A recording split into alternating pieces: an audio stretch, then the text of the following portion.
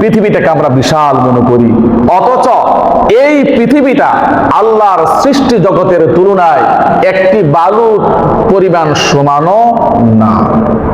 একটি বালু হাতের মধ্যে কত বালু এখনো লেগে আছে, একটু বালু সম পরিমাণও এই পৃথিবী আল্লাহর কাছে না, দামের দিক দিয়েও না এবং বড়ত্বের দিক দিয়েও না। যেমন একটি উদাহরণ, নিঃসন্দেহে আমরা মানচিত্র দেখেছি, বাংলাদেশের মানচিত্র আছে, পৃথিবীর মানচিত্র আছে। বাংলাদেশের মানচিত্রের মধ্যে এই রূপগঞ্জের অবস্থানটা কতটুকু হবে? বেশিতে বেশি এই বিদ্যাঙ্গুলের সমপরিমাণ হবে। আর পৃথিবীর মানচিত্রের মধ্যে বাংলাদেশের অবস্থানটা কতটুকু হবে?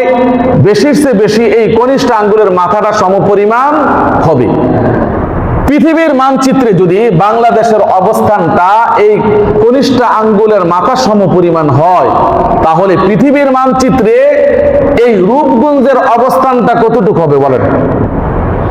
বিচারে খোঁজা পাওয়া যাবে? খুঁজে পাওয়া যাবে। পৃথিবীর মানচিত্রে যেরকম ভাবে রূপগঞ্জের অবস্থানটা যতটুকু, আল্লাহর সৃষ্টি জগতের মধ্যে পৃথিবীর অবস্থানটা হলো ততটুকু। তাহলে আল্লাহর সৃষ্টি জগৎ তো শুধু দুনিয়া না, এছাড়া আরো কত জগৎ রয়ে গেছে। আল্লাহর সকল সৃষ্টি জগতের মধ্যে দুনিয়ার অবস্থানটা একটি বালু সম পরিমাণও না। তো এই দুনিয়ার মধ্যে যদি ঈমানকে পরিশুদ্ধ করে আমরা আমল করে যেতে পারি, তাহলে কিয়ামতের দিন আল্লাহ তাআলা আমাকে জান্নাতের মধ্যে এরকম 10 দুনিয়ার সমপরিমাণ জান্নাতের ব্যবস্থা করে দিবেন। সুবহানাল্লাহ। আল্লাহ রাব্বুল আলামিন ফেরেশতাদেরকে বলবেন, ও আমার ফেরেশতারা, তোমরা জাহান্নামে যাও। জাহান্নামের মধ্যে কি যার অন্তরের মধ্যে বিন্দু পরিমাণ ঈমান আছে, যার শাস্তি শেষ হয়ে গেছে, যার অন্তরের মধ্যে বিন্দু পরিমাণ ঈমান ছিল আছে, এমন ব্যক্তিদেরকে বাছাই করে উঠে নিয়ে আসো।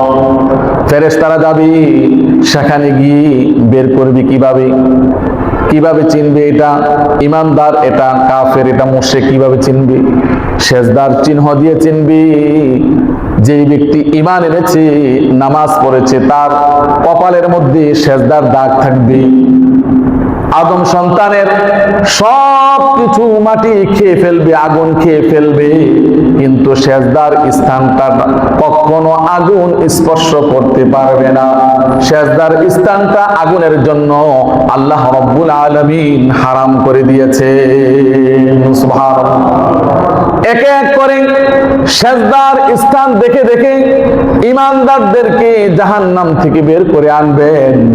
সর্বশেষ যে ব্যক্তিটা বের হয়ে আসবে, সে জাহান্নাম থেকে সর্বশেষ বের হবে, জান্নাতও যাবে সর্বশেষ।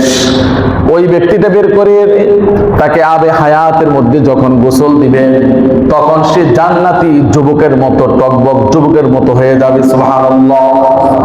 আল্লাহ রাব্বুল আলামিন বলবেন, যাও জান্নাতে যাও, জান্নাতে যাও।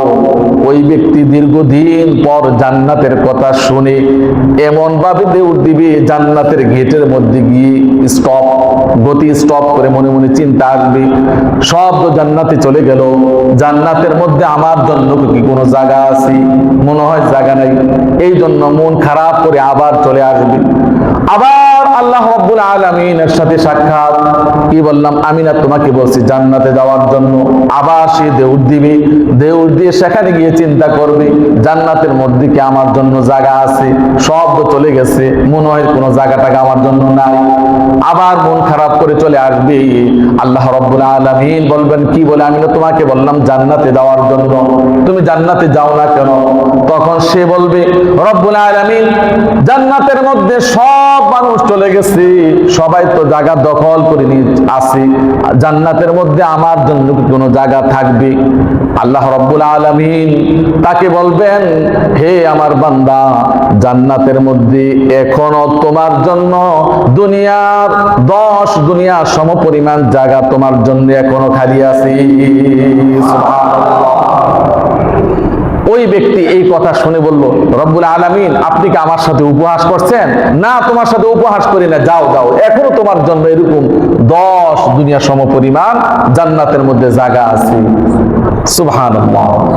একজন নিম্নস্তর জান্নাতুল ব্যক্তির জন্য এরকম 10 দুনিয়া সম পরিমাণ জায়গা থাকলে, আর যেই ব্যক্তি জান্নাতুল ফেরদাউসের অধিকারী হবে তার জন্য জায়গা কতটুকু থাকবে?